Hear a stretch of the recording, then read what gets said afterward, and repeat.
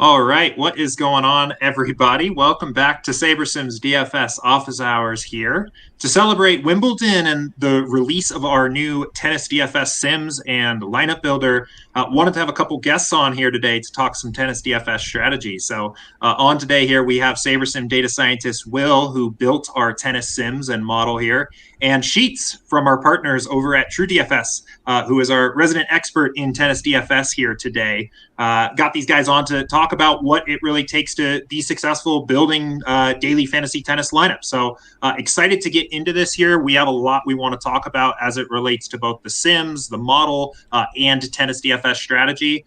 So we'll jump in here in just a second. But before we get started, as always, we do these shows live for a reason. So if you have questions, fire away at us in YouTube chat or in Slack, and we'll answer your questions here today. But I want to just go ahead and just jump right in, and I'll start. Will, I'll kick it over to you to give us maybe kind of a brief introduction here into what went into our tennis simulation. What is a sim, and how'd you end up building our tennis sims? Yeah, so when you boil it down, tennis is actually a pretty simple core sport because you have the base, the server and the returner, and they win a point. And from there, it's literally just like a best of 5 and then a best of 7, and then and it compounds from there into games and sets and matches.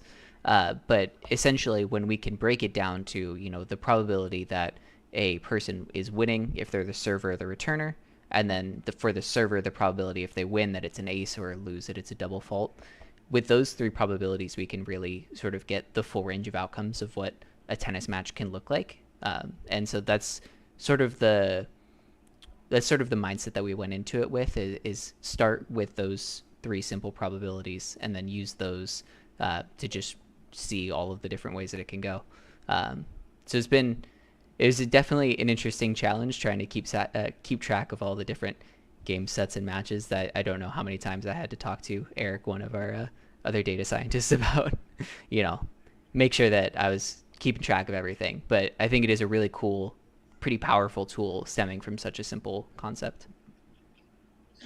Yeah, so I mean that brings me to just one of the first questions that I wanted to talk about is the level of granularity that we're getting into here point by point? Is that how we're doing it here? Yep, exactly. Cool. So how do we actually get to the probabilities of what's going to happen on a given point? What are some of the inputs that we're looking at to come up with that? Yeah, so for version 1, we really wanted to get this out for Wimbledon. We're starting by taking the Vegas odds for the match, and then sort of backwards solving, working our way down. So if Vegas says this person is 60% to win a best of 3 match, what probabilities that come to on their actual point by point basis that 60% mark holds true. So we're essentially extrapolating the point probability from the Vegas match probability, and with that we then break it out into, given for this grass type court, the split between server and returner. So a server is about 1.5 times more likely to win the point than the returner is. So applying that adjustment, and then within that, we're looking at a player's historical ace and double faults. So we'll look at on a grass court average as far as what the baseline is, and then add in the player's historical performance on grass courts as far as what percentage of the serves that they've won have been aces, and what percent of the serves that they have lost have been double faults. And we use that to generate those three probabilities. Gotcha. Cool. And Sheets, I know you had some questions for Will here as well about how this is all put together. Do you have any thoughts on some of those comments? Yeah, I have plenty. First of all, thanks for having me on here. And Will, I mean, just love the background. I mean, that's just really just top tier stuff. As you can see, I'm right here at Wimbledon. Totally. I know. Wimbledon would never look this good. Yeah, as you guys know, I mean, I kind of look at a lot of different projection models and systems and things like that, and I never really get into the to the drill downs and the granularity and all that stuff. But one thing that I guess I would ask is do other sites and do other projection models do the same type of thing with just, I don't mean the simulation part, but when you just get down to that raw projection? Because one thing I've noticed is that pretty much every place that I go, with respect to projections, tennis, more than almost any other sport, is so tight. I mean, the difference between what three different models come up with is very, very small. So I guess I was just interested to hear how you came up with this, and I guess you don't know how other people do their business, but I was just kind of imagining that other modelers do the same thing, and that's not my thing. I like to take the information and kind of just say, okay, now that we have the projections, how do we construct, what do we do with them? So I was just kind of very intrigued to hear how you went through all that. It reminded me of when Max was talking to me about golf, how they literally went back like hole by hole, to come up with some of the golf sims. And it's interesting that if you go through kind of point by point and all this stuff, and you come up with pretty much a similar, if not exact same, number as people that might use other ways of doing it. The one other question I guess I have to comment on that. And the other question is where do you find your data? And I asked that because I once did an interview with the guy who ran Big Data Tennis, which was a really pretty well-known tennis source for a long time. I mean, do you have external sources that you go for this kind of stuff? And I guess my third question, not to go too much into it, is you talk about having historical ACE data and historical data. Do you ever get into, he has a lot of aces, but maybe he's against someone who defends aces really well. And I guess that's the second level of it, I suppose. Yeah. All right. Let me try an order of operations here. No problem. Yeah. So I'm not really sure how other sites are doing it, but it doesn't really surprise me that the mean is about the same, just because it ultimately, all of your points stem from the game sets and matches won, and then aces and double faults are fairly, if you estimate, they're gonna serve 100 times and they have this ace rate or whatever. Without simulating, I could see getting to the same mean number pretty easily. So I definitely, I'm not too surprised by that, but I do think that there is, within having the simulation data, understanding the upside that comes from a high ace person, a high ace person versus a non-high ace person with the same odds, you're going to have more upside. Or even with somebody with a slightly higher odds where the mean may have been the same, but that upside is there. Yeah, and then for the historical data, we have, I think it's ATP and WTA tournament data. So it's on a match set. I'm still really confused by the terminology, but on by the serving time.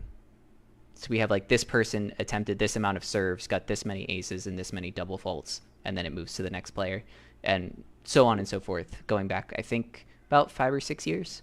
And so that's what we use for grabbing the serve data now.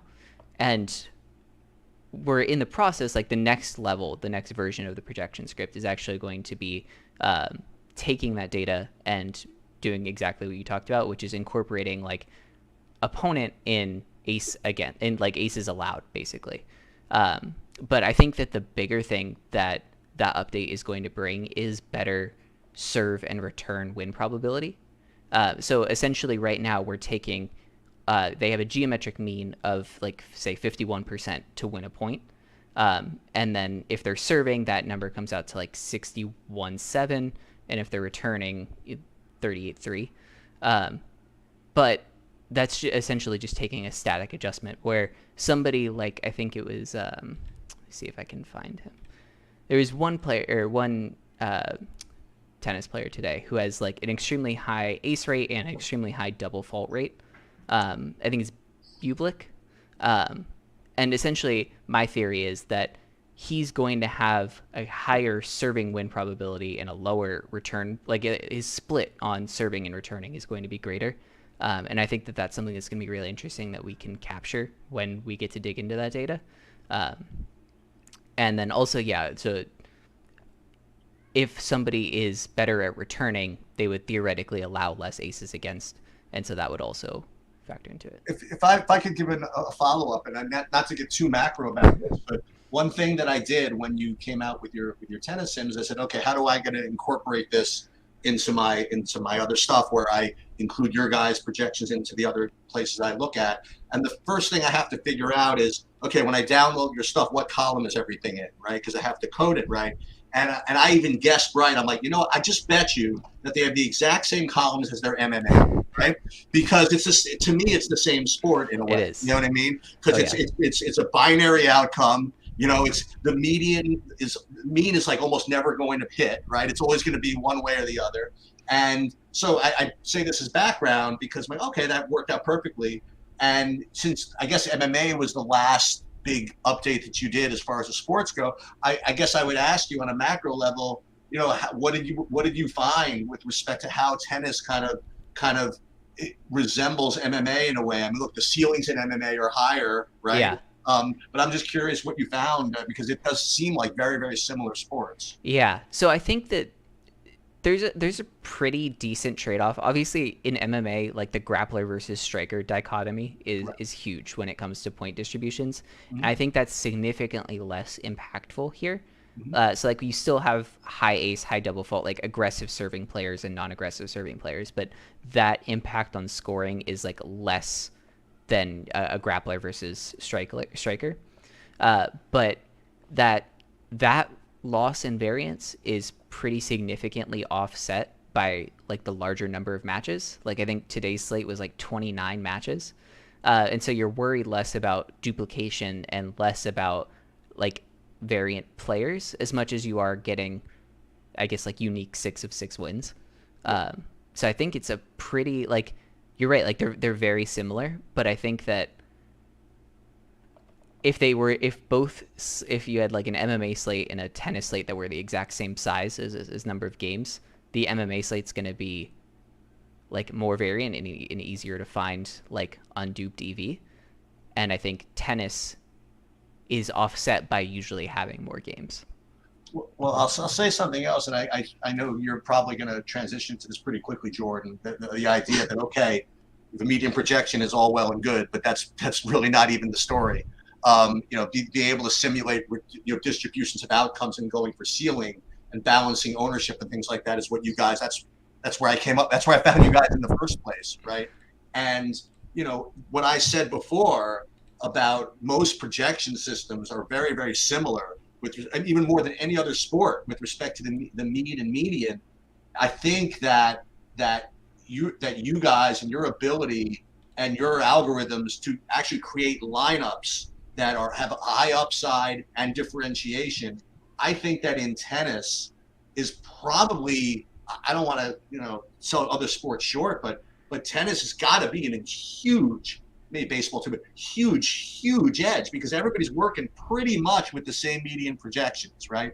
And to be able to really figure out which of the, to separate the different means from each other and figure out which player has high ceilings and then constructing lineups. I mean, that I'm really curious to see how this all works out now that you've really turned this into a sim thing and where the sliders should be put. And I'm really, really looking forward to it. And for a sport that doesn't pay all that much relative to some of the other sports, I'm like more excited about how you guys are going to handle this and the results, more than almost any other sport. Yeah, I mean, you took the words out of my mouth there for a lot of that. I was going to ask, Will, maybe for people that aren't as familiar with kind of how SaberSim works, can you talk about how the simulations are applied a lot differently than the way a traditional optimizer would, even if we have very similar mean projections to somebody using a traditional tool?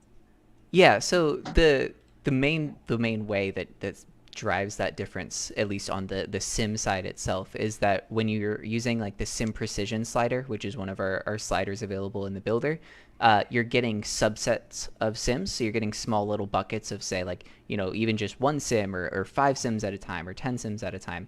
And that sort of gets a better understanding of what a slate can actually look like. So if you're building, say, just out of one sim for each tennis match, it's essentially just simulating today's day at Wimbledon, see what happened, what did everyone score in this hypothetical simulated day, and building the best lineup for that possible outcome. And obviously, like, there's 29, even if you just took our 5,000 sims of each tennis match 5,000 to the 29th power is quite a lot of possible ways for it to go.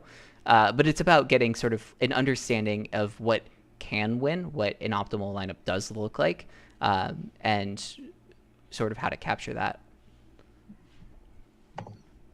Do you want me to pull up my my SaberSim page and show you kind of what he's talking about there? Yeah. So let's pull it up here and talk about this. So this, by the way, this is what SaberSim looks like from my perspective. And it's not going to be the same for everybody else, because what I did, I actually inputted my own median projections in here. You know what I mean? But that's, again, it's going to be very similar. And so when you're doing a build, and this is obviously doesn't matter because this slate already started, so I'm not showing anything, right? Mm-hmm. So when you hit the plus thing right here, all right, so first of all, the default, I kind of screwed it up because I already had the manual set, right? So if this were not set to, I don't know, manual, it would look a little bit different, right? So let's pull up, I guess, let's do a new one maybe of default sliders, I suppose. Yeah, so you can just change any of those drop downs and it should go back to default. Oh, it's a good idea, actually. So let's do 150. Okay, so for tennis, you have this, and I want to ask you about this, right? Because you're setting a slider for a certain amount of correlation, a certain amount of ownership fade, and a certain amount of sim precision. You just mentioned the term sim precision. For those people that aren't really as familiar with SaberSim, what does that mean again with respect to this? Like if I have a 150 max build and I have sim precision set to 10, intuitively I would think that meant the opposite of what you might think it means, right? So for me, I would say, oh, sim precision, that means that this is what's going to happen most of the time. Something like that. Mm-hmm. But is it kind of the opposite? Yeah, so from that, like that tooltip that pops up, essentially when you're at 10, you're taking a single simulation for each match and building the optimal lineup from, like, you're essentially setting everyone's projection to the outcome that happened in that single sim and building lineups from there. Versus I think it comes up to about 10 sims, around 7, and that takes 10 so we simulate this like 10 times and take the average score. So like say that you scored 50, 50, 50, 50, 50, and then like 190, that sets the player's projection to like 55, and that's what is used to build. So it's sort of,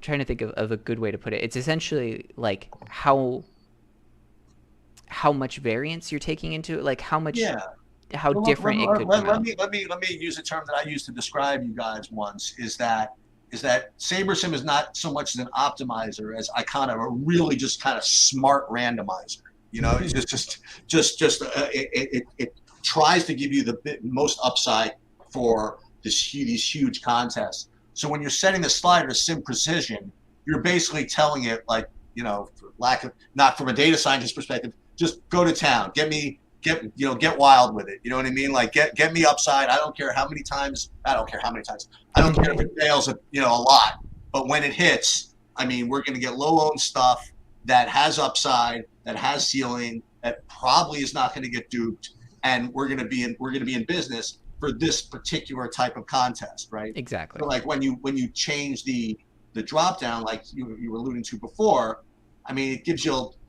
Boy, it doesn't give it a little break there. It gives you just a little less sim precision, right? So like if I ran this build, and we can do this a little bit later if you want, to see the difference between, what a sim build looks like versus a non-sim build. So you guys had it for like months where you didn't have it simmed, so you could access some of the features of your smart randomizer, and you could kind of play around if you put projections in, and you get, sort of close to the optimal lineup. But then you could turn this into really smart random, and you could get whatever. But now when you have it simmed, it just kind of changes the game a little bit.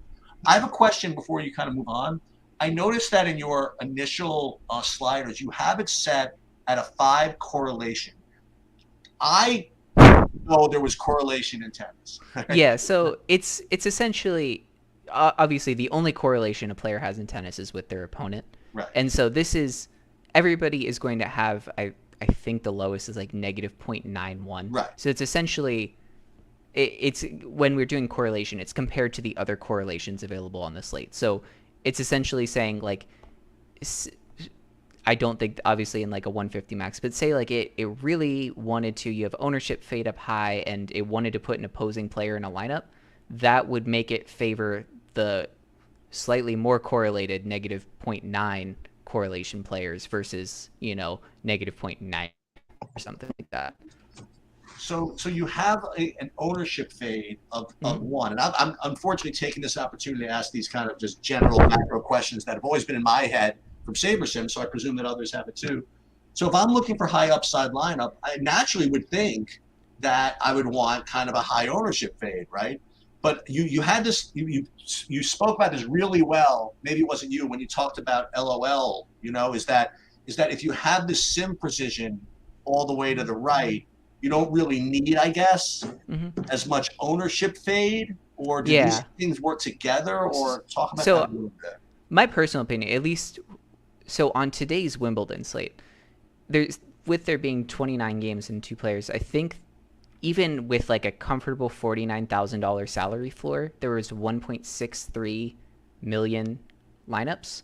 Okay. And so in my head, I think even like the top owned player came in around like 35% and was like a super favorite. Right. So there isn't a ton of chalk to fade, really, in that sense, at least in my opinion. But yeah, sim precision is more where like you're going to get the unique upside builds. And so it's like that is looking at the raw points, and then the ownership fade, depending on where you have that level, is how much is adjusting it. So say, you're getting a lineup where like the 6 chalkiest players is the one single slate simulation, and it builds a very chalky lineup. The higher you have ownership fade, the more it would knock that lineup down. But essentially, it's unlikely that you're going to get such a chalky lineup. Like, it's unlikely that all 6 chalk hit. Even if it's the modal outcome, it's not close to the mean or median outcome. And so like that's why, at least when we initially launched newer sports, we like sim precision so high, is because we're really leaning into the sims that we've put out. So if there was a shorter slate, do you think the default ownership fade might be higher? Definitely. Like I'm not sure what exactly the format was, if it was the same one, but I saw they were running like a late slate on Wimbledon with like 9 matches. This was the original slate. This was the first. Yeah, but my thinking at least is on like a 9-match slate, you definitely want to have ownership fade up at like 5 or 6, because if you think about all the possible dupes from a 9-game slate, there's not that many possible lineups. Well, and again, just to turn this into what it is that, I've been using you guys for quite a long time. So people ask me, my approach and all this stuff is I love just using your default sliders. People try to make these things more complicated than they are. And I just kind of trust like all the work that you guys put into figuring out what the default sliders are. I just don't feel as though I can really improve upon that. I mean, I could make a good case for why I think I could improve upon it. Like sometimes, honestly, I just get like OCD, and I'll say, I'm just going to go for like a 258 build or something like that. And really, I mean, this is some of the things I think about sometimes. And then I'm like, well, maybe I should just go with what they do or something like that. Even if it's going to be that one time that I screw with it and the lineup that I was going to put in just doesn't get there. Why am I paying for you guys, right? If I'm not really going to access your guys, intellectual prowess. I mean, I watched the sim stuff that you and Eric like went through or whatever when you were talking about behind the sims. I mean, and this is heavy duty data scientist stuff that you guys are putting into this work. And for me to kind of ignore that seems pretty foolish, right? So that's kind of what I like to do, is just kind of just go with this. Listen, I have my own projections, so I'll sometimes replace the median projections with mine. But when it comes to building the lineups, I mean, I just like kind of rolling with this, and like for here, I mean, I have 150 put here. I have a 500 pool size, 49,000. I just leave this as it is. Maybe we can talk about leaving money on the table maybe a little bit later. I literally leave it as it is. I don't do a thing with it, and I just kind of run it. I always do not allow opposing players, because if it's the slate's short enough that where that comes into play, I'm not playing the slate anyway, right? So it doesn't really matter. So if we were just going to do this, I would just go boom. And this is literally my process. I do a lot of work on the front end to make sure that my median projections are kind of strong. And I literally just go with your initial sliders and just kind of roll with it. Now, after it builds lineups, then you can kind of, again, you can decide how much you want to mess with it or whatever it is. So this is literally what a build would look like given my projections, which are very similar. We talked about this, right? Yep. To whatever. But what it's done, I presume, is it's taken those median projections, has turned them into, you've done your kind of like voodoo behind the scenes, and have like created kind of like high upside lineups that don't just factor in the median outcome, but just kind of the high upside, of high upside possibilities. And this is literally what it looked like. And I almost always, when it comes to the 150 max thing, even though I don't play 150, I will literally just download this, upload this, and roll. I mean, I really will. I just don't feel as though I have the capability to do better than that. The only time I might do it is if I literally get 100% of somebody. Yeah. And you have to really beat me up to do this, but maybe I don't want 50% of somebody. But then when I think about that, I'm like, well, you know what? I've just put my projections in. I trust these guys. I trust the Sims. I trust that if they're coming up with 100% of the lineup, there's got to be a reason for that, right? And I'll usually just leave it be, and just kind of trust that it was more important to get the other part of the lineups shuffled, you know what I mean, than it would be to try to fade the guy that's at 100%. But that's literally the process for me. Yeah, I've definitely. I feel like if you asked me last year, I was not comfortable with like 100% of somebody, but that's something definitely over like the last year I've sort of made myself be more comfortable with when I get like a ton of somebody, just sort of rolling with it for the exact reason that you said. It's like, yeah, it's going to suck if they lose, but the trade-off is, I'm getting probably a pretty good deal on the rest of the lineup if I can get them in there. And then the other thing I mentioned, this is one of the things. Again, I don't want to turn this into a full commercial for SaberSim, only because, again, I win doing it. You know what I mean? I pay for it, like whatever. And I'm glad you had me on here talking about this. But one of the things that's really neat is I built 500 lineups, and the top 150 are being shown here. If for whatever reason I want to just say, you know what, I don't want 50% Opelka, I want whatever less. With the other optimizers, you have to like put that in, and then you probably have to rerun it or whatever it is. Here, because you built all these other lineups in advance, if you just put in, say, 35, that'd be minimum, sorry. If you put in, oh, that's a lot. Yeah, that is a lot to have. If you put in 35%, then all of a sudden, it not only does it adjust the exposures, but the lineups have already been adjusted. You know what I mean? Now you have the 35%. You don't have to rerun anything. And so that's one thing I'll do sometimes in baseball. I don't really do this in tennis, but I'll sometimes just decide if I want to X somebody out, for whatever reason. I don't like, I like their attitude, whatever it is. Stupid things that we all do that we wish we didn't do, right? And it automatically rebuilds all these lineups, which I think is just, I think it's awesome. Yeah, no, definitely one of my favorite features as well. I did want to go back to the sliders that you were talking about.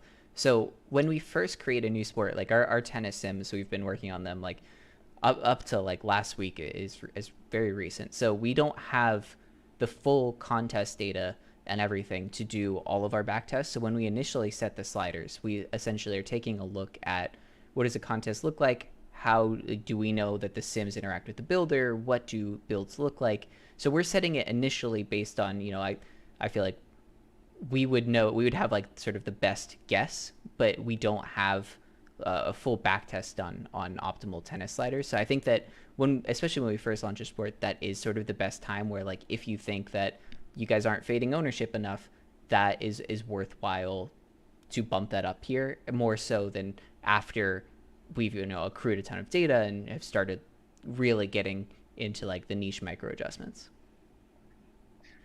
Yeah. Opposing players. Now, what do you think about messing with min max salary? Obviously in a 50 I was about to say 50 fight slate. I still think of this MMA, right? in a 50 match slate, I mean, you're probably not going to get too much of that, whatever. But like in baseball, I find this all the time. I'm getting these 2,500 left on the tables type things. I mean, would you ever in tennis mess with the min salary thing? I usually just, if I'm going to get money left on the table, again, I'm kind of like your perfect client, because I just think that if the lineups have come up with the way they are, even if I'm leaving, 30,000 on the table, there's got to be a reason. You know what I mean? And even if I'm leaving in baseball, 2,200 on the table in FanDuel, which always seems to happen, because when you set for max correlation, what it's going to do is you have 4 of one team and 3 of the other, and for that eighth guy, it's going to say, I don't want Mike Trout. I'd rather have some 2K FanDuel guy who's going to fill out the stack. And that's how you end up leaving 2,200 on the table, for better or for worse. But in tennis, have you looked into? I don't know if looked into like what, I mean, you've been playing tennis for a little while, right? Do you ever mess with the min salary thing, or not really? Yeah, I mean, I think it's really slate size dependent for me. I like there are 29 matches, say, so 58 players. It would be a pretty weird outcome that a sub 49K lineup is optimal, just because pricing is efficient in a market like this. It's similar to MMA, where it's like they set it based on where the money line is for the player, except with tennis they set salaries like just a day or two ago, so there's even less time for like significant line movement. I think all of the favorites stayed the same pretty much. So like it seems, at least to me, I definitely haven't dropped it because I feel like efficient pricing is mostly going to be there. But if it gets down to maybe like a 10 match slate with 20 players or something like that, or a 15 match slate even, I might drop it to like 47 or 48 just in trying to get away from dupes. But would you ever do a minimum? In other words, this is why I ask you, because you guys are behind the scenes. You've created this algorithm. I call algorithm. It's probably a better way to describe it. But you've created this system of lineup creation. And if you would get, say, like I talked about, and this happens sometimes, you ran your stuff in baseball and you get 150 lineups and 100 of them leave 3,700 on the table, right? Yeah. Like, would you? I mean, you don't want to question your model, right? You don't want to question the sims. You don't want to question the algorithm. But part of you would think, yeah, but I don't want to leave 3,700 on the table anyway, right? But maybe you should. I mean, how do you handle that? Yeah. So I think I'm probably not a great person to ask, because I never change anything. Neither do I. Like I work on this. You are a good person to ask. So I feel like if there's something I don't like about the projections, I should get to work fixing that on the projections, right, and not tweaking them myself. Right. So I don't typically adjust it. When I'm setting salary floor, for me that's slate dependent. Okay. I view it more from an ownership and duplication perspective. So in baseball, because of how stack heavy it is, like say the 2 lowest implied run totals are the teams that go crazy and score 20 runs, the optimal is totally going to be like 40K, because if it's like the 7, 8, 9 hitter that hit 2 home runs, that's what it is. But that's also just because of how weird distributions are in baseball. Right. And with tennis, with it being so like if you can literally just cut a line at the money line of the win probability here. Yep. It's far more efficient pricing wise, that I don't think that there's really too many outcomes where, especially with so many games today, that we're hitting a sort of an optimal below 49,000. Well, let's do this, because you do this for the other sports here. Like when you click on one of these players, right, it brings up a I guess a distribution curve, right? Yep. Why don't you talk about this a little bit, like what this is, how it could differ between. I pulled up an ace guy, right? But I need him to score a lot. So talk. What is this? Yeah, so that's the sort of the distribution histogram. So each one of those green bars is a bucket of probably like 4 to 5 points if I'm just eyeballing it. And then we're essentially saying what percent of the time do they fall within this range. So like 23% of the time they fall between 76 and 80 is what this person is scoring in our simulations. And it's essentially, this comes out to, the mean of 73 but what does that mean? Like, it's essentially showing how do you get to 73. So they're not likely to score 100. I don't even know if you can score 100 in tennis, but like they're essentially very likely, because they're, I assume, a big favorite and a pretty high ace person, that they're pretty likely to be hitting that 80 mark, a little bit above their mean. But then their upside sort of falls off from there.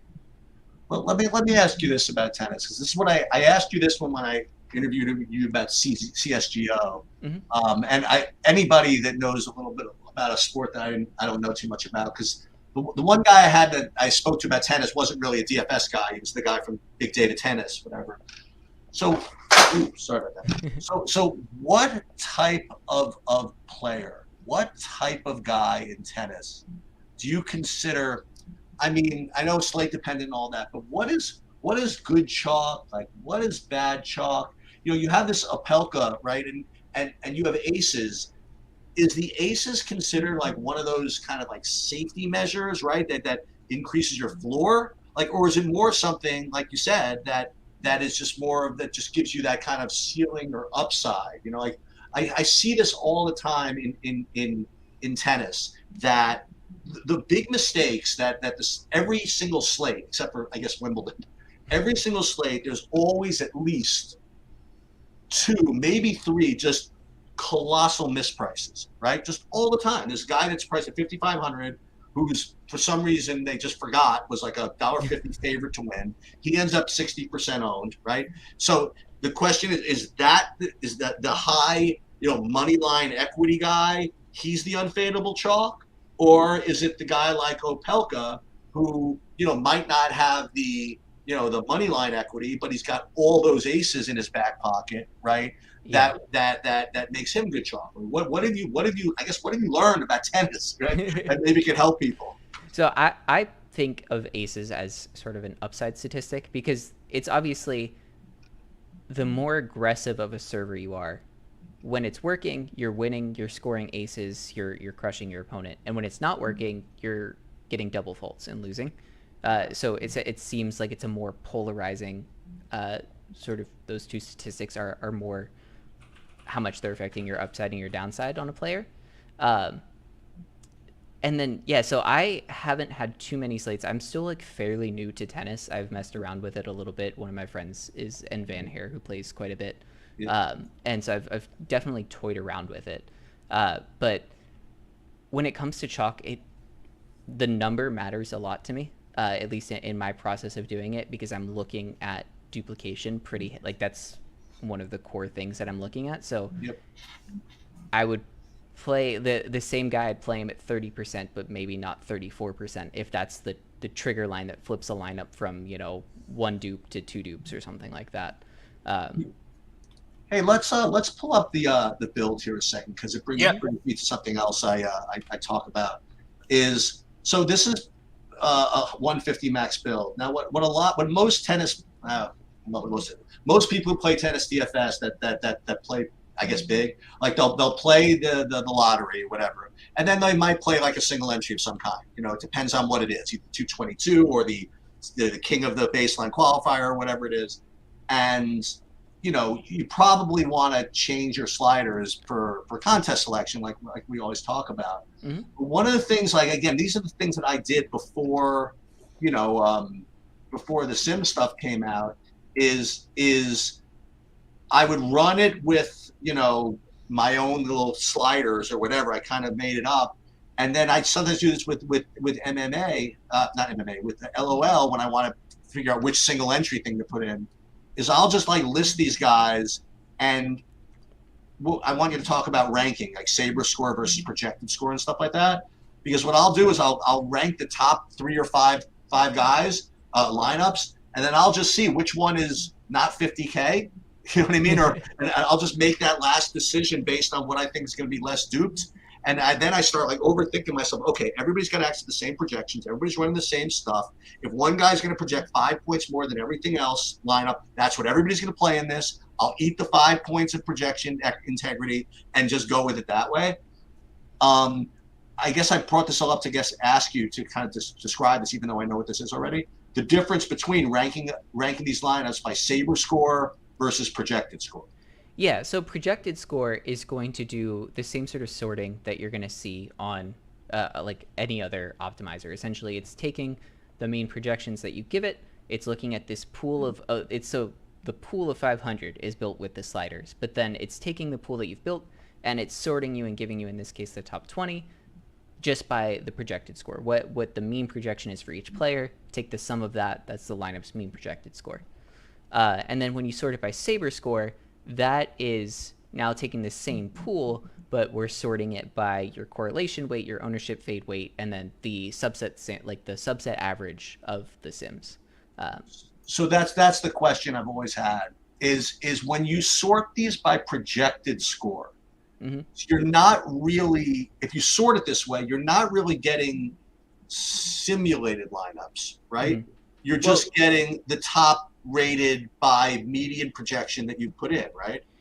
Well, so the pool itself, because obviously like there were a couple million possible lineups. The initial pool of 500 is built with the simulated, so it's built with the simulations. Okay. Yeah. So you're sorting. We're not then rebuilding using that projected score. We're taking the pool from the sliders that you've put in, and so like this is something I used to do a few years ago.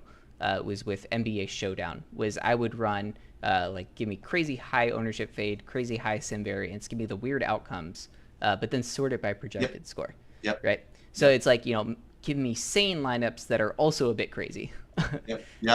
So it's the pool itself of the 500 lineups is still coming from the builder and how it's using the sim variance and the sims themselves. But the ranking is just, so it is really, I think you're totally spot on. If you don't want to do another build and you want to figure out what lineup to toss in the king of the baseline or 2-2-2, sorting by projected score and just giving it a glance and seeing which one you like is I think totally reasonable, because when you're sorting by projected score, you're going to be moving more toward, you're going to be trading some upside naturally, because you're not taking the single sim outcome, you're taking the average of all the sims outcomes for all players. But again, when you're going to a smaller contest, you don't need as much variance. I wanted to jump back in here. I know I was out for a couple minutes. I won't have the camera here for the stream. I'm having some internet issues here, but I thought maybe a cool thing that we could do here is kind of just like walk through each step of a build and talk about maybe a few things that you can do to add some value at different steps. I mean, the first thing I wanted to ask about is, when do you guys think the Tennis DFS process really starts? I guess first, when do our sims run, but also, Sheets, from your perspective, is this a sport where there's news that's kind of breaking that you kind of have to be aware up to lock, or once the sims are in, are things kind of final and you can kind of start your process? Well, from my perspective, one of the things I like about tennis is there's almost never an update on projections, and usually some of these slates start at like 5 a.m. My time, and I like to be able to put my stuff in the night before and not work, you know what I mean? And if I miss 4:45 in the morning, not sweat so much. That's why I don't mind playing LOL, because there's not that many, even though I'm sleeping when it starts, because there's not that many things that happen. There's not many news things that happen. Now, with that said, there's sometimes guys withdraw, before lock. They usually wait until 4 minutes after lock before withdrawing, or when the match starts to withdraw, just like UFC. Yeah, exactly.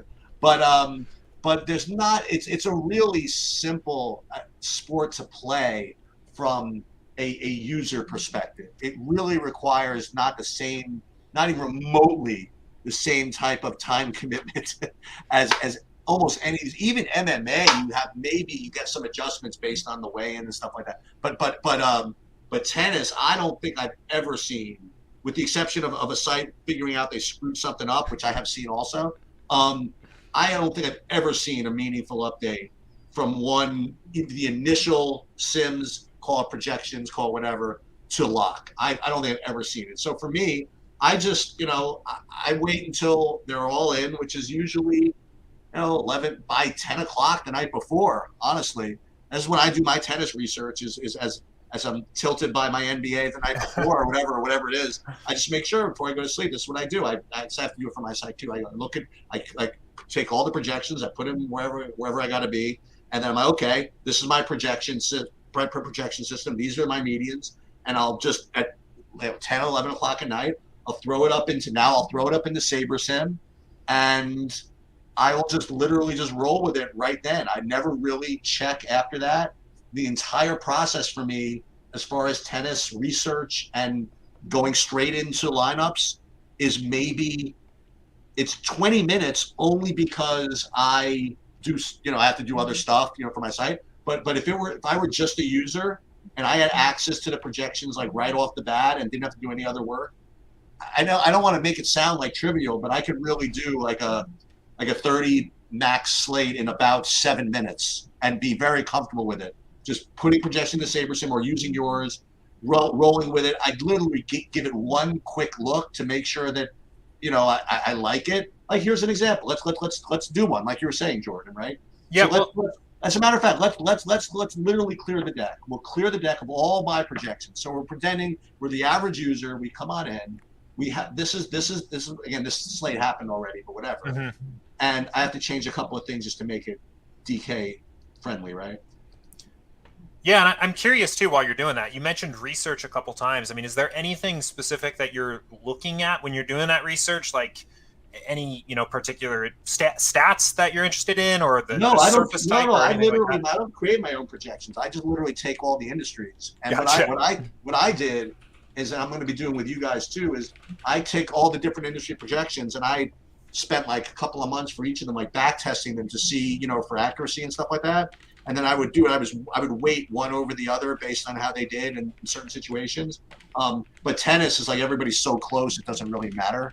So I have no problem. And I was curious to see where you guys would come out, at least on the medians. You're all close enough that I hate to put it this way, but if somebody subscribed to SaberSim, they really wouldn't need, I don't think, any other projections because everybody's so close. And the fact that what you'd be paying for is all the simulation stuff and the lineup construction. You want to know the truth, right?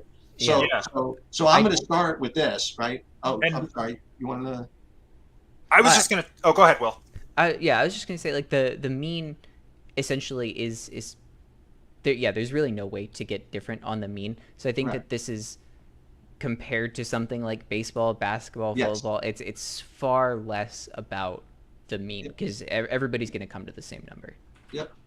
Gotcha. So Jordan, here it is. So this is what we're going to use your project. I changed them a little bit just because DraftKings is going to yell at me, right? If I don't change. So that's the only reason I changed it. I didn't have any reason to, right? Now, as you learn more about tennis, unfortunately, you start to impose your own kind of like biases on things. Like there are players that I just kind of have at least noticed that, boy, when they win, they really crush. Or maybe it's just me imagining when I see Ons Jobert or whatever win, she always seems to win 6-2, 6-0. Or maybe that's just because I feel that way because that's when I happen to be looking at her, or whatever it is. But I just kind of trust you guys as far as figuring out the distribution curves and things like that. So I would start with this, and I literally would just then I would figure out what contest I'm in. Let's say 20 max, and we went over this when you were kind of offline. Yeah. I would literally leave all of these sliders exactly the same, and just Embiid, just trust the process, right? Not even trust the process, trust the people I've invested in, which is you guys, right? I mean, I've spoken to Will enough times, and I've seen like Eric, whatever is Eric's stuff, and to realize these are really just bright people behind this stuff. And I know Andy for like a long time. I'm more willing to just trust this blindly. I mean, blindly, it's me doing research on you guys to know that I can trust you guys to leave this stuff literally exactly the same. And I've never really actually tested how I've done when I've messed with it. You know what I mean? And I can't even speculate, but especially with a sport I don't know as much about, I would literally leave this the same. Now, again, this is new, right? Because I don't know where these sliders came from, because you guys haven't done tennis from a sim perspective before, but I'm just going to trust that you're just as good with this as you are with the other sports, if you want to know the truth. And not to kind of brag, whatever, we just took down a baseball one over the weekend, completely trusting the sims and the lineup construction from SaberSim. Okay, I never would have gotten to it on my own.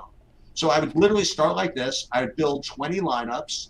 Let's say I was going to go in for 20. Actually, now I've been doing well in the last year, so I go for 30 now, right? So that's all I play in the lottery is 30 lineups. So 30 lineups, and I sometimes, you say I don't tweak things, I sometimes will not go for the full 150 max build. Sometimes I will go for 20 max. That's just my own personal preference. So maybe I just contradicted myself. Maybe you shouldn't listen to me. Maybe you should do exactly what they say. But sometimes I find that the 20 max lineups I get look just as kooky as the 150, and that's what you're kind of looking for, right? You're kind of looking for lineups that don't resemble your median projection that much. You know what I mean? Yeah.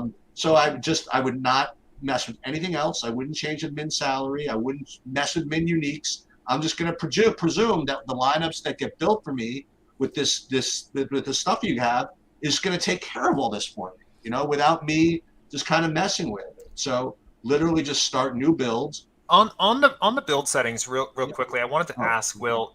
I know it's a pretty new model, and we probably haven't done a lot of the slider back testing. One of the things that I think you guys talked about this a little bit when I was having some issues. One of the things that I think is really unique about tennis is how dramatically the slate size can change between, we have 30 matches today, and by the end of the week we'll have 8 match slates going on. Yep. Are the sliders kind of set to change as the slate sizes are changing throughout the week? Do you know the answer to that at the moment? So I don't know the answer to that. I don't work on sort of like the builder parts of it. I've just worked on the sim side of this. Will was cautiously, optimistically evasive about whether that's actually going to happen. And I think, which is accurate. You know what I mean? Because it is new, and you would think, and Will was talking about this logically. You would imagine that we talked about with respect to ownership fade that the smaller the slate, the more ownership fade probably matters. So right. I imagine the default slider, I don't want to say the word should in the wrong way, or could be off to the right a little bit more. But Will was saying that hasn't been exactly. So like I said earlier, it's essentially we've set it to the best of our knowledge with coming in, so we know how this sim looks. We've obviously have all played DFS for quite some time, so we set it at what we think the logical best places. Right. But I don't want to come out and say that we've done years of back testing and know that these sliders are where they should be, because that's where I think something where if you disagree with what our intuition is based on this, that's a very clean place to make an adjustment. And I think intuitively it does make sense that, on a bigger slate, maybe it makes sense for the ownership fade and probably even the sim precision slider to come down a little bit. One sim per lineup for a 30 match slate for, maybe a 5,000 person contest. Maybe you don't even need that much. Yeah, I do think there is a possibility of running a risk of over leveraging the lineup. So if you get, too unique, basically. Yeah. Like you've overshot. Ideally you want to have the highest probability lineup just under one dupe. So it's like your highest probability unique lineup, and you could get a unique lineup that nobody else plays because everyone knows that's not going to happen. But I do think, especially with tennis, with it being so bimodal, it's less like MMA where there's a huge difference in someone scoring 107 and 106 in my mind, as far as on a larger slate. Like, I feel like it is safer to have 10 sim variants in tennis on a larger slate than perhaps it would be if there was a 29 fight MMA slate. So I do think that just tennis distributions having slightly less variance within the two modes makes that a bit safer. Looking at his build, here's one of the dangers of doing what I said about entering 20 max stuff into 150. I put 30 lineups in, but because I set it for 20 max, it only gives me 20 up here. So I actually. Well, you can change that, yeah. Right. No, I know. I didn't realize. So now you put 30, and we went over this before that. Okay, so now we've done. I don't know whether you call this step 1 or step 2, but whatever it is. So we've built the initial.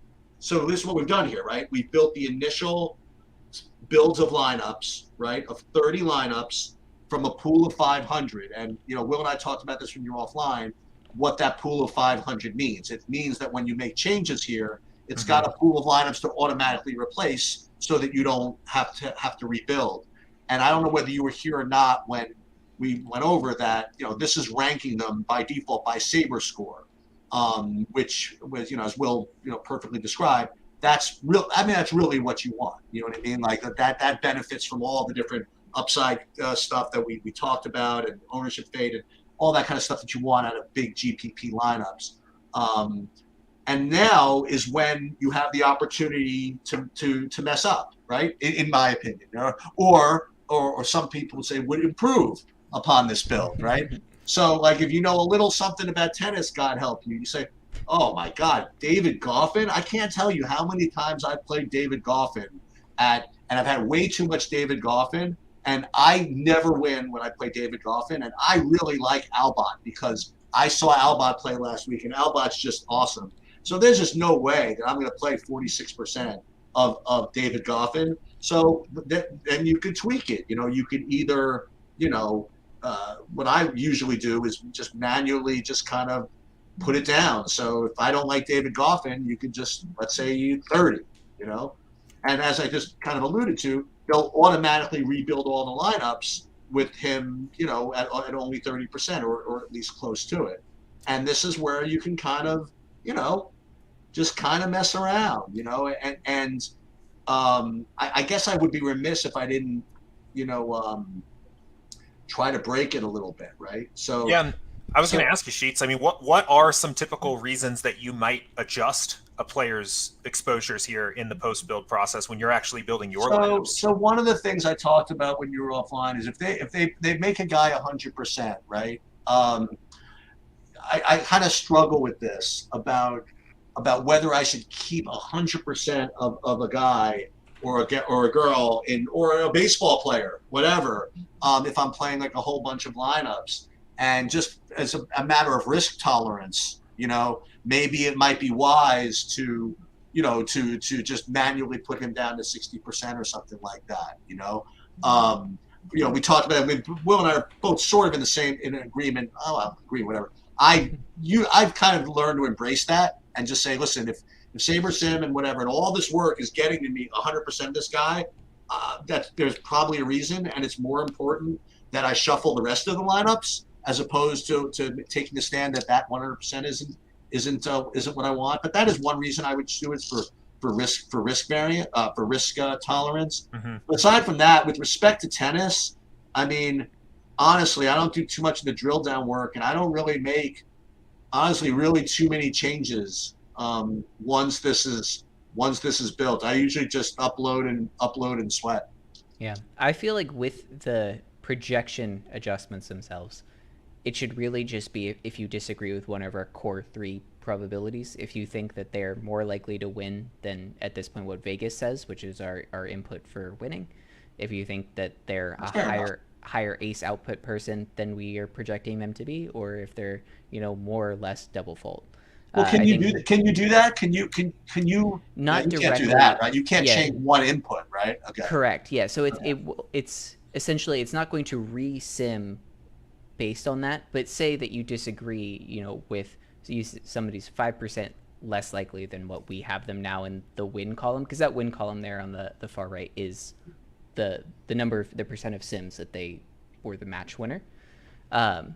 And so if you disagree with that, you can sort of drop that proportionally. Like if you take a look at the distribution, you can see when they lose, they're averaging, 30, and when they win, they're averaging 70. So if I need to drop them 5%, they're losing 5% of 70 and getting 5% of 30. I'll tell you, the fact is, though, that even if you have an opinion on Maria Sakkari, for example, Mm-hmm. and maybe you think it's a little high, a little low. I mean, you drop it. What can you really drop? A point? Yeah, like even out of 5% disagreement, that comes out to like a 2 points to the downside. If you thought she was 5% less likely to win, I think that's a 2% drop in her point projection. Yeah, and I'll tell you, when you run these lineups, and this is what I get a lot. I get from people. They say, well, you won this. I use the same projections. I use the same whatever. Why didn't I win? I could run the same sim like 30 times. I'll have 30 different builds. You know what I mean? Like it's not that's the beauty of it. You know what I mean? I could if you ran just the straight optimal, if you run it 1,000 times, you'll get the same 1,000 lineups. You know what I mean? Yeah. And why it's just called the optimal. But if you build something based on simulations, again, not all sims are the same, you know. So you could get I might get 30 totally different lineups, maybe not 30 totally different lineups. And that's what happens sometimes when I do LOL. You know, I'll do this and then I'll say, oh, I'll make one change or whatever, and then I'll redo it. I'm like, boy, I'm not getting any OMG now, you know what I mean, or whatever it is. What did I do? You know, maybe I didn't really do anything. You know what I mean? Maybe that if I'm only doing 20 sims or 20 lineups or whatever, that's just what I'm getting. You know, so yeah, there's so many possible. Like I think I mentioned earlier, 29. It's 5,000 to the 29th power or 29 to the 5,000th power. Either way, there's a lot of possible ways for today's day of Wimbledon alone to play out. So yeah, when you're pulling simulations, even if you were just taking even if you were taking 2,000 simulations like per time in that average, you can get pretty significantly different.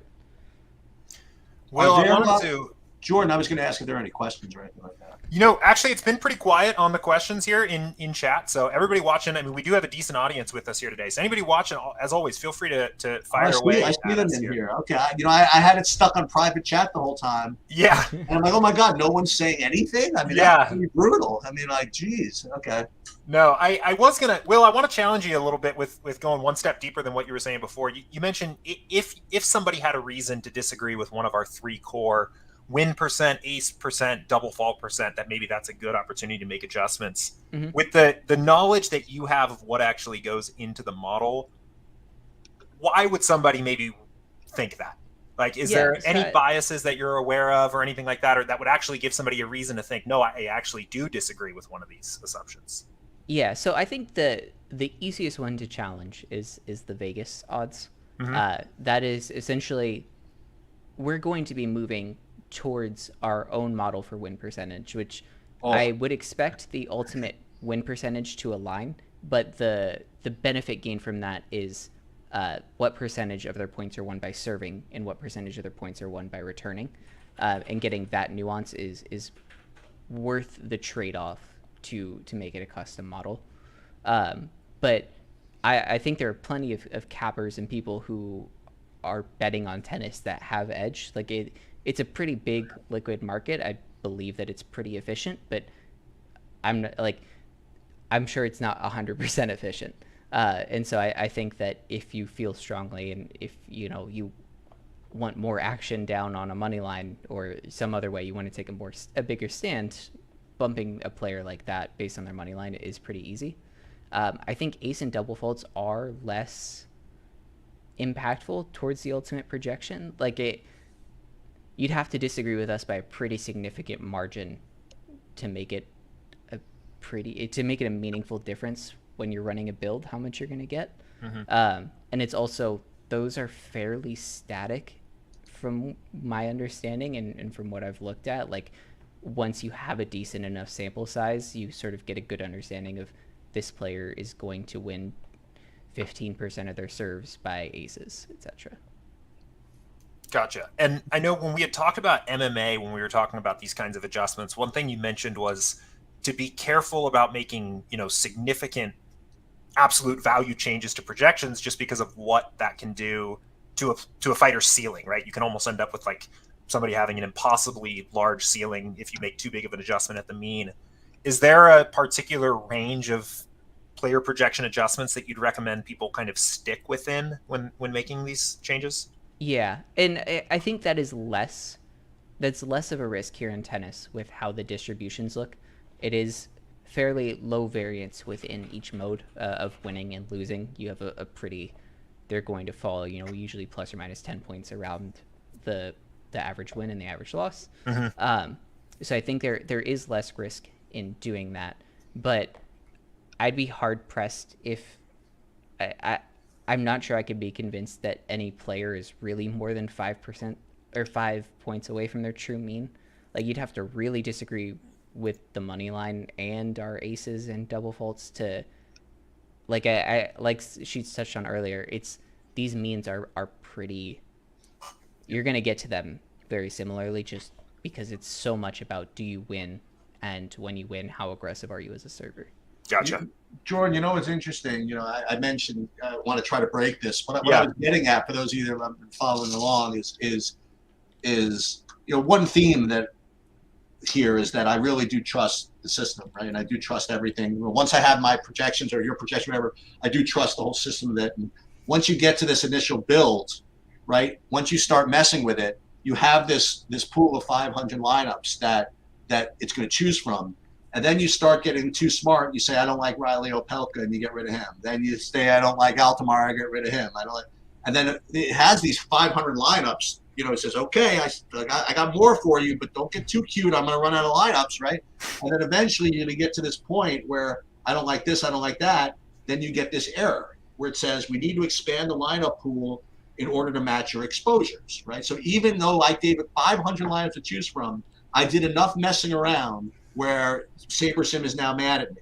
Okay, so now you have two choices, and this is if those of you that have never heard me say this before, if nothing from this, you have two choices here. Number one is you can hit yes, expand pool, okay, or number two, you could say to yourself, maybe I'm kind of dumb and I did something stupid and should go back and figure out some other way. And I really believe that choice B is long-term better for your bankroll than to just continue to expand the pool to just match what your biases or what your opinions are now kind of trying to trump.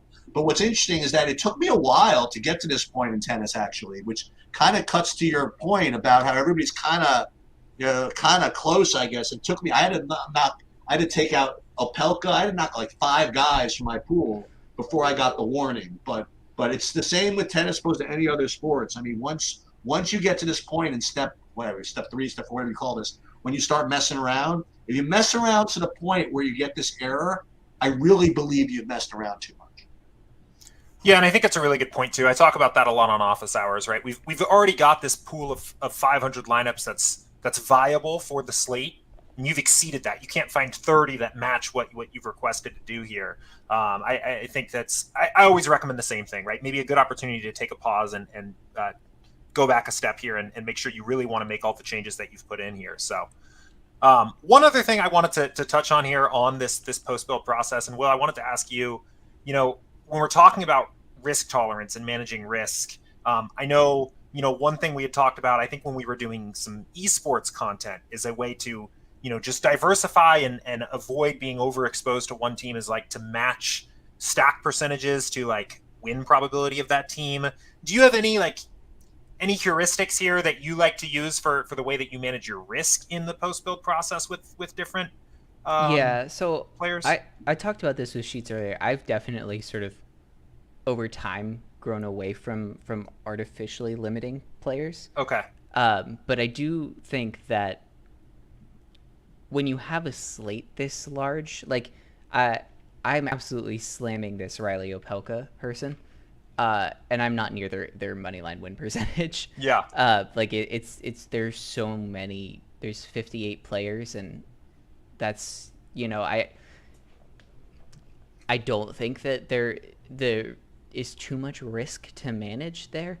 At least from like a standard heuristic.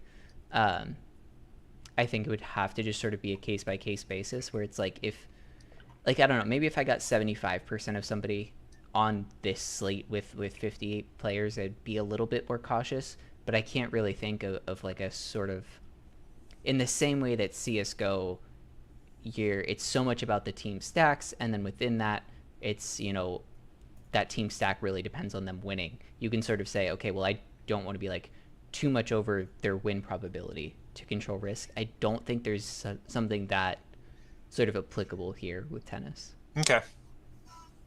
Gotcha. Well, I know we're starting to get, a little over on time. I want to be respectful of everybody's time here. I have a couple final questions that I wanted to ask both of you guys before I jump into that. Do either of you guys have anything else that you wanted to add on here, touch on? No, for me, just again, I look at DFS as a cool kind of puzzle to continue to try to solve, and now that you guys have gotten into the tennis part of it, part of me solving it, it's never going to be solved, right? But part of me trying to figure it out is figuring out how to utilize your tools to make my lineups hum, because I've done really well in tennis, just kind of kind of finagling with I start with the optimal and then say, okay, this feels like I should be a little more variant this way, whatever it is. I'm just kind of really interested to play around with the sliders and just kind of play around with the way SaberSim is handling this, just to kind of learn something and continue to get better at it. I'm really looking forward to it. Cool. Yeah. All right. So I'll ask you guys both kind of in turn here. My final question. I always like to end these new sport or new model streams with this. If you could give somebody that was brand new to SaberSim and to Tennis DFS or whatever, one thing to kind of key into when they're building their lineups here, maybe one thing to look at, research, or make an adjustment or anything like that, what would it be? I mean, implicit in my comments before, I think you guys know what I'm going to say. I mean, I would start off by literally not making any changes at all.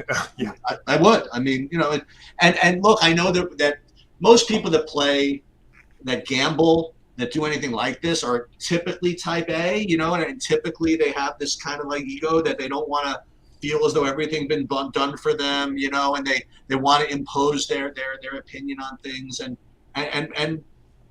part of life is knowing when to put that aside, and until you get familiar enough with a sport where you can improve upon it, that would really be my opinion for someone to get involved in tennis right off the bat. Is look, it happens to be, in my opinion, a pretty fun sweat. It's kind of like a weird derivative of MMA and something. MMA is ultra cool because it's literally one thing going on. You have to focus on one thing, and everybody has action on that fight. You know what I mean? Whether they have the fighter or they're fading it. And everybody's looking at the same thing. Now, tennis is sort of like that, in that everybody does have action on every fight, right? But you got a bunch of them going on at the same time. So you got to walk your sweat around a little bit. But what's cool about tennis is you get to, even though your score's locked in, you start to root against people that start off with more points than you do. Like they give somebody that 30-point bonus to start off, and you're like, that's no problem, right? You just gotta lose, and they're gonna go behind me. So it's a fun enough sport to sweat, and I would just literally just use SaberSim and use whatever projection model you have, and just build, have some fun with it. Build 20 lineups, let it roll. Probably half you don't know any of these players except for Djokovic and Nadal anyway, right? And just pile them in and just enjoy it, because I think that.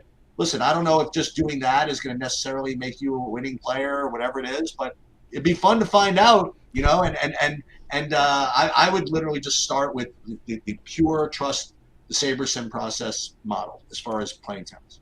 Yeah, I think what I would add to that is for a slate like this, I personally didn't really do anything special, but as like you mentioned, the slates get smaller, like as we advance in the bracket at Wimbledon.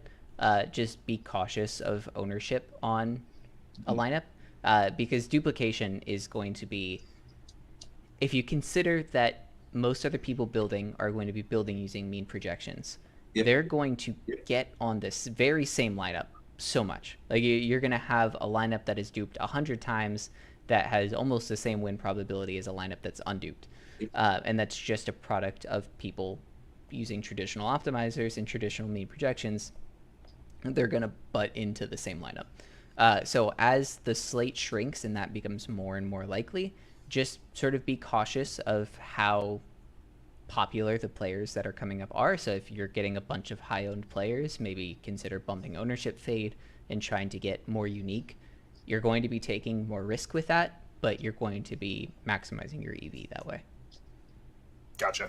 I think that's really good advice. And I think as the week goes on and we get some of these smaller slates, I'm excited to see how some of the strategies change and what some of those top unduped lineups actually start to look like as we go along here. So cool. Well, I think from there, we'll go ahead and wrap up. To everybody listening, I'll remind you that we have a totally free, no strings attached 7-day trial on our site, SaberSim.com. So if you want to come check us out, you get access to all of our sports, our new tennis sims, but also everything else we have to offer for baseball, for golf, for esports, everything else going on right now.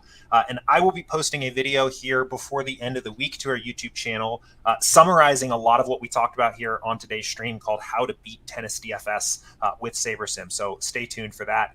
Sheets, Will, again, really appreciate you guys coming on and talking with me here today. I'm excited excited to build some lineups. Thank you very much for your patience with me while I had these internet issues here. I know I'm just like a blob, a moving didn't blob even know you were gone. Don't worry about That's perfect. That's awesome. Cool. Well, we'll go ahead and wrap it up there. Thanks everybody for tuning in, and I will be back here again tomorrow, hopefully in a more stable situation for office hours at 2:00 Eastern. See you later, guys. Thanks for having me.